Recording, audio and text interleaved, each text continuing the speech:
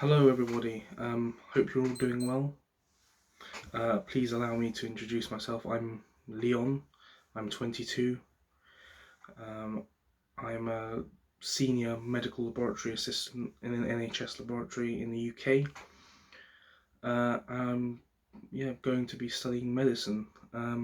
Basically, I'm not going to be studying it in the UK, but I'm going to be studying it in Ukraine actually, Dnipro Medical Institute.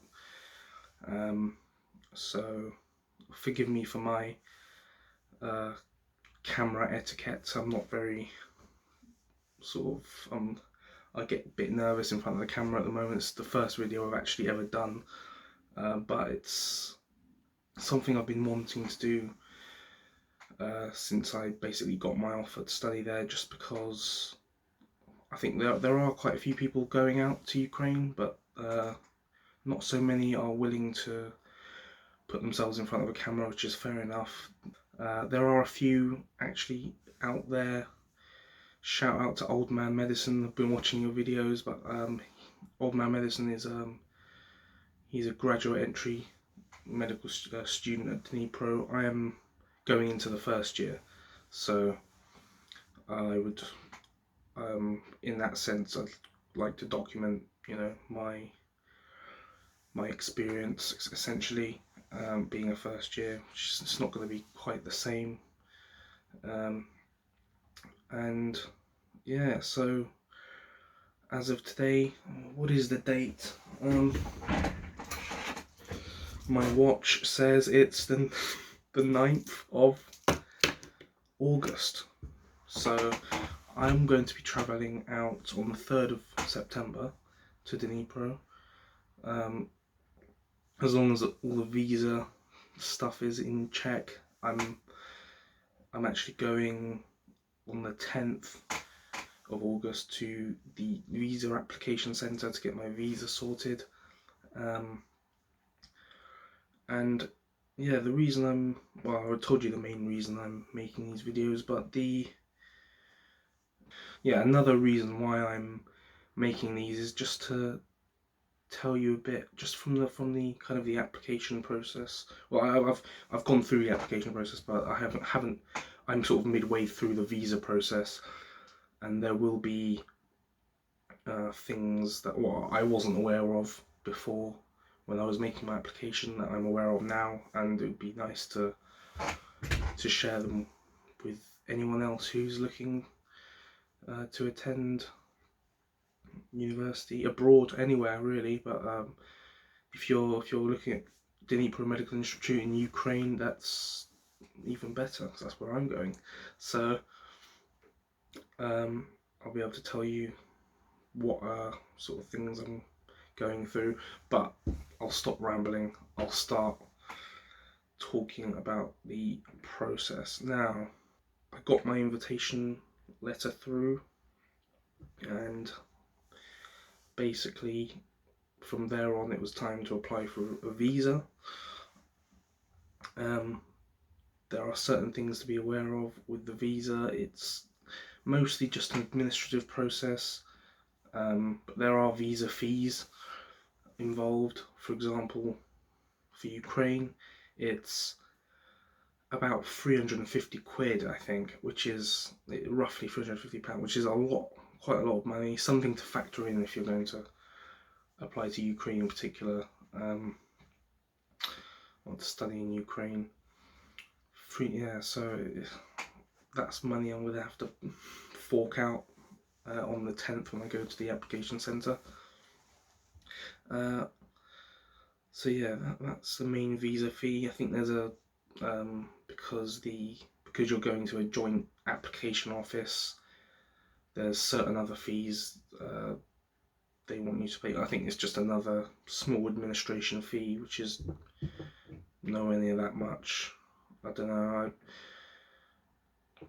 I'll put it into the video, but I think it's something like £15 to £20, just like a small admin fee you pay to the application centre. And then there's an extra fee that you pay if you want your passport, your passport and with your visa posted back to you instead of picking it up in London, which is where the application centre is. I don't live in London currently. I live in the southwest of England, so I'll have to go. If I don't opt to pay this extra fee, I'll have to go up to London. So I will pay the fee. It's not that much. I'll put it in the video. It's nowhere near £350, which is good. So yeah. Other things, health insurance. With Ukraine, it's compulsory to have health insurance. Not being in the EU, it's probably more difficult. If you are in the EU, even if you're in the UK, even though Brexit has happened, you can still use your e-hit card if you're in an EU country. That's your European health insurance card. Ukraine's not in the EU, of course, so you have to buy health insurance now. This, because of COVID as well, it's a bit more complicated because you have to buy a health insurance that covers COVID-19 treatment. And for Ukraine, they insist that this comes from a Ukraine-based provider. So you have to pay, well, in my case, I paid for COVID-19 insurance separate to my regular insurance. For me, it came to, I don't have the exact figure, but I'll put it in the video again. The regular insurance, I had an option to pay monthly. Basically, the medical school will cover you, or my medical school anyway, covers me for regular health insurance after I get my temporary residence permit. So that's something to be aware of. Oh yeah, the regular one, because I was able to pay monthly, it was about £30-ish. Sorry about the currency differences. I don't actually know how much it is in euros. I paid in different currencies. That's another thing to be aware of when you're going abroad. With Ukraine, they accept, obviously it's the Ukrainian currency, UAH. I don't remember how it's pronounced at the moment, but it's something I should probably know. But yeah, that's the currency of Ukraine, but it's one that it's a closed currency essentially. You're not going to be picking up your UAH from here.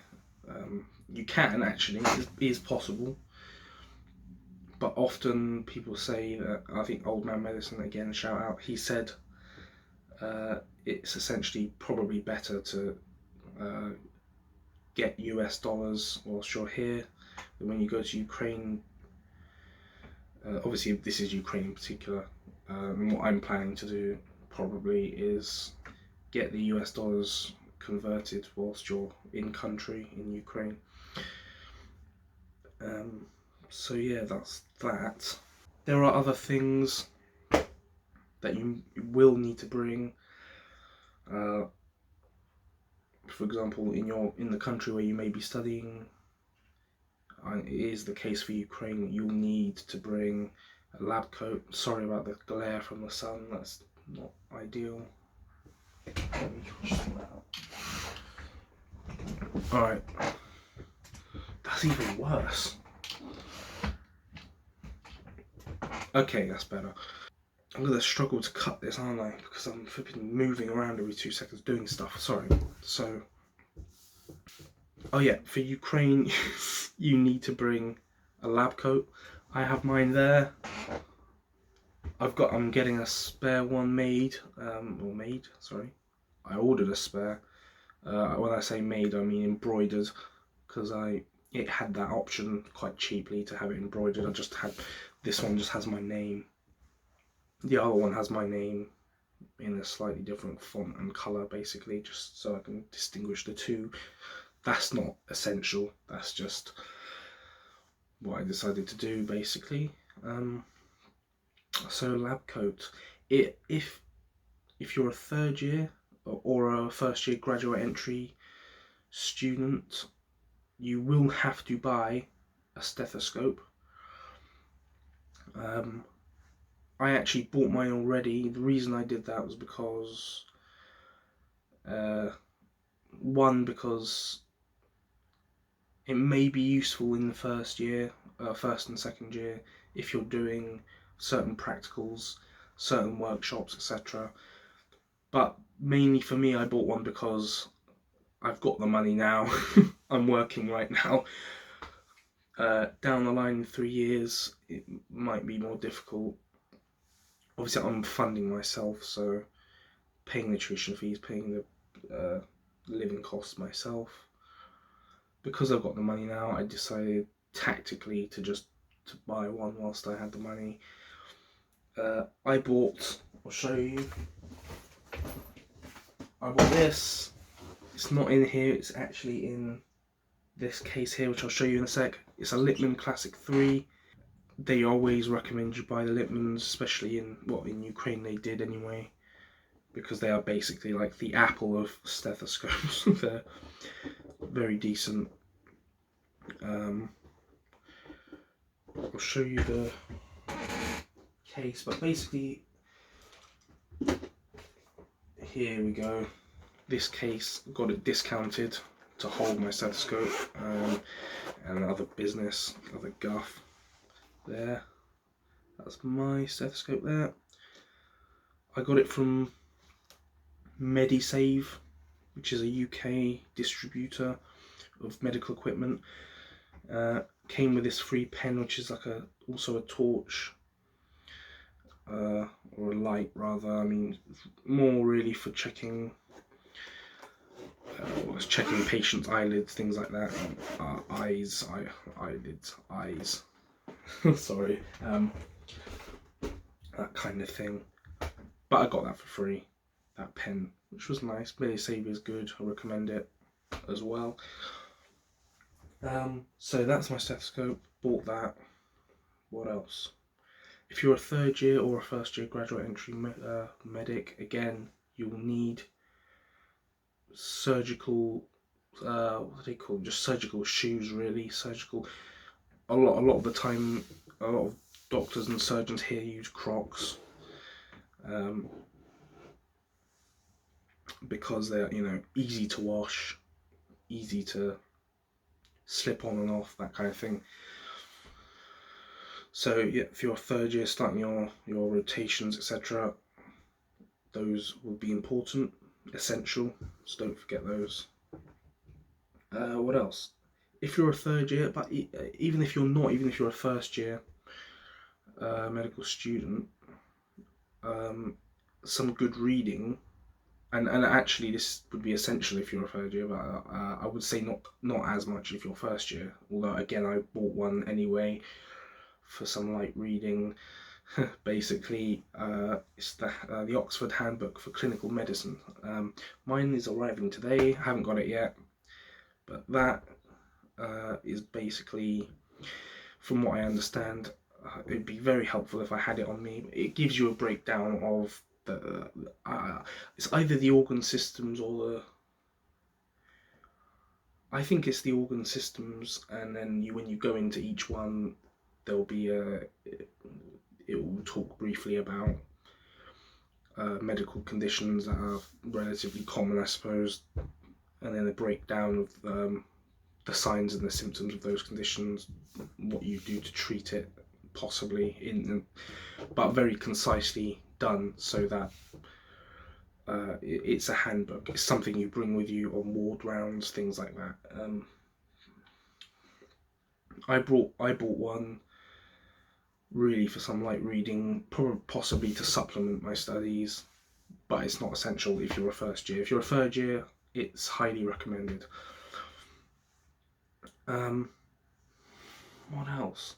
Obviously there's all the things you've got to factor in, like flights. If you're going for the first time, you'll need to bring more stuff, which means you'll need to pay a bit more for checked baggage and stuff.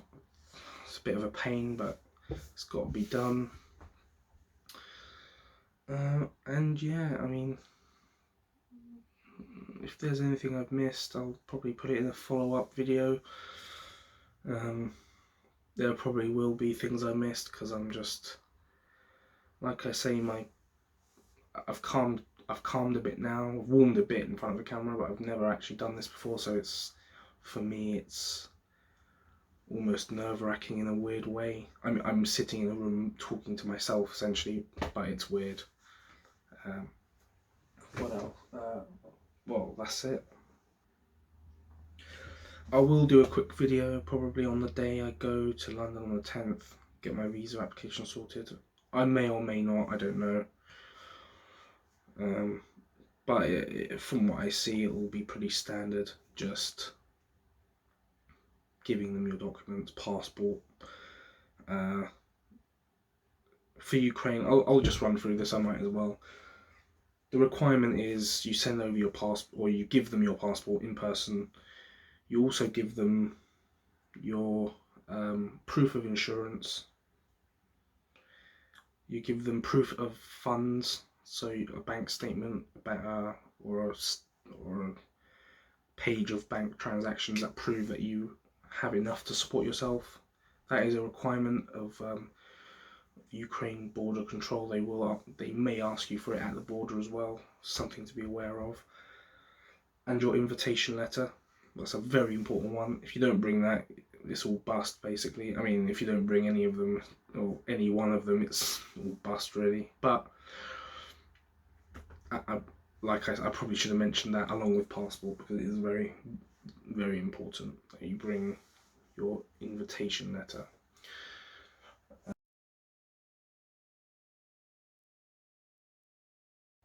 I think they ask you to bring a passport photo, but you can have that done there. They'll just charge you extortionate fees for it, but I'll probably will have it done there just for the convenience, basically. And that's that. Oh yeah, one other thing is it is useful if you're traveling generally, if you're traveling abroad especially, to have something like this, just like a travel bag that you just put around yourself. You know, I'm not doing it right, but whatever, that kind of thing. I bought one from Amazon, pretty decent, just for carrying passport, carrying a bit of the local currency, a bit of, I mean, my power bank probably being here. That's another thing, sorry, I'm just remembering all of this now, but a power bank would also be useful. I bought mine, I bought an Anchor one from Amazon, that's good. Forgot what the capacity was, but it's a bigger one. I'll put it in the video, I don't remember. I'll probably put a link in the description as well. So, also, if you're in the UK, I might put a link to the description of the lab coat I bought, because I do recommend it. From my days in working laboratories, I just knew a certain provider of lab coats. I knew what the sizes were, you know, the ones that I wore when I was working, so I thought I'd just buy from them, you know, but they are decent. So yeah, I'll put that in the description as well. Embroidery is always nice. Again, it's not essential though. So yeah, that's that. So that's it. I'll do an update.